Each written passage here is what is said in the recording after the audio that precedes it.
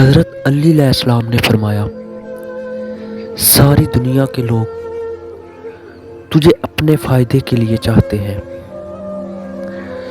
صرف تیرا رب ہے جو تجھے تیرے فائدے کے لیے چاہتا ہے۔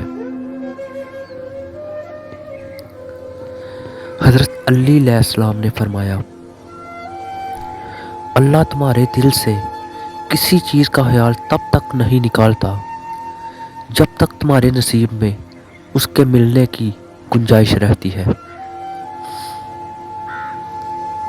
حضرت علی علیہ السلام نے فرمایا، اچھے وقت سے زیادہ اچھا دوست عزیز رکھو، کیونکہ ایک اچھا دوست برے وقت کو بھی اچھا بنا دیتا ہے۔